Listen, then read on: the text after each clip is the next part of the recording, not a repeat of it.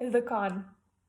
Unknowingly, we have allowed our outer circumstances, other people's actions, and external gratifications or losses to determine how we feel inside, tell us who we are, and define us as a being. The ego's entire system of self-worth is externally dependent, thus leaving us vulnerable to disappointment and suffering. No matter how triumphant an ego may become in life, it ultimately must always face the inevitability of death and change. All external things will turn to dust. Hence Jesus' teaching. Store not your treasures upon that which moth and dust can corrupt, external world, but instead invest into that which is immortal and of the kingdom of heaven, inner world. Just think about what happens to us when there are unexpected delays. Grocery bill is more than we anticipated. An obligation is sprung on us last minute, or someone cancels on plans made weeks in advance. Perhaps our partner forgets to run an important errand we specifically asked for.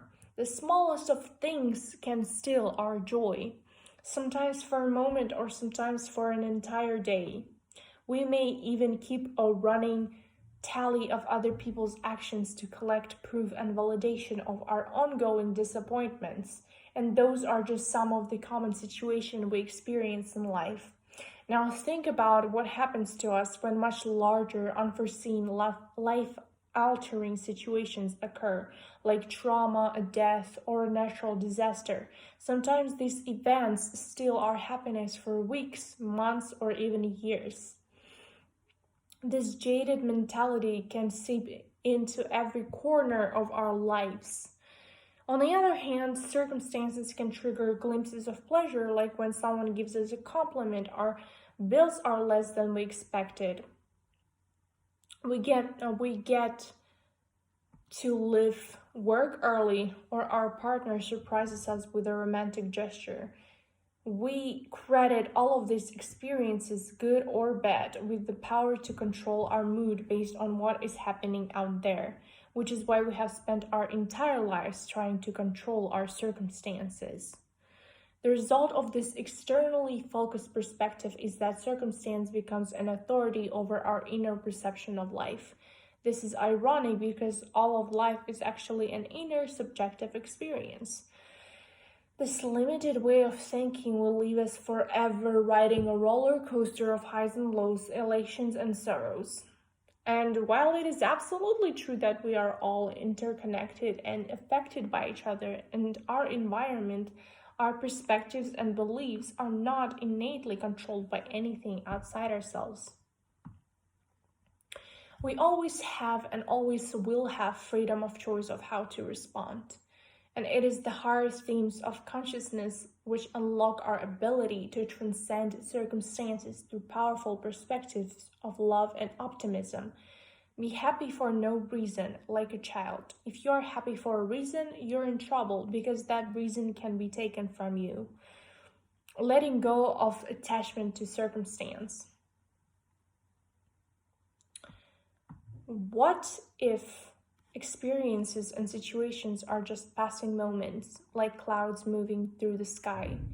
What if they're just what's happening and you are just watching it all? What if everything will pass, the good and the bad? What if everything just is what it is, beyond labeling and judging? What if none of it defines you? It is impossible to own a moment, a situation, or experience, and yet our ego can't help but cling and grasp. By becoming attached to our experiences as a part of our identity, the ego causes suffering through blocking the natural flow of life. Whether it's being stuck in the past or waiting for the future, we miss out on now. But it doesn't have to be this way. We can let go of our attachment on what is happening outside ourselves and become free within, just as the sky is unchanged by the clouds passing within it. The bliss of life can shine through us by practicing non-attachment and surrender. If you realize that all things change, there is nothing you will try to hold on to. If you're not afraid of dying, there is nothing you cannot achieve. Circumstance can only rule us so long as we declare it the ruling authority. It is actually us who hold the keys to happiness and contentment. It has always been us. By doing the inner work, we will inevitably uncover a deep satisfaction for life, regardless of circumstance. A satisfaction we have had access to all along. Self-inquiry. The great philosopher Socrates urged mankind to examine one's life to the point of even suggesting it is not worth living otherwise. If we are to truly live, we must question the nature of our own thoughts and emotions. Let's give this examination a try now. After reading these next few sentences, make an attempt to consciously quiet the inner chatter of your mind. Give yourself at least 5 minutes of complete inner silence. You can keep your eyes open or you can close them, but see if you can allow yourself to sit in the complete silence without the mind interrupting you with thinking. You can even set a timer. This exercise will help you to understand the nature of your own mind and serve as an asset in your inner work progression. Go ahead and try this now.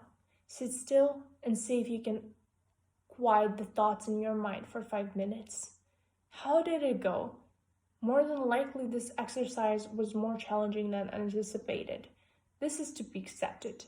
Notice if judgment or frustration arises now that this exercise is over. That is still ego mind doing what it does best. Don't worry about it too much. Just take notes on what the mind did during the exercise and what it is doing now that exercise is complete. You probably witnessed that the mind was impossible to control, and that is because it has been the controlling authority within you for far too long without you knowing it. This is a great exercise, for it reveals the tenacity of the mind, how dominant it is within us, yet never questioned or even noticed. Although these thoughts are seemingly impossible to stop, you were, however, aware that you were thinking, which changes everything. And if you are able to observe your own thoughts, who is actually doing the thinking, and who is it that is listening? Who is the actual thinker of your thoughts? The immediate response might be, of course it's me. But if it is you, then why wouldn't you be able to just stop thinking, since after all, it's all just you, right? How can a part of yourself not act according to your will? Okay, I'm gonna have 5 minutes and try to just meditate, okay? Something that I've always been bad at. Okay, 36 minutes. For 5 minutes, I'm just gonna sit and try not to think about anything.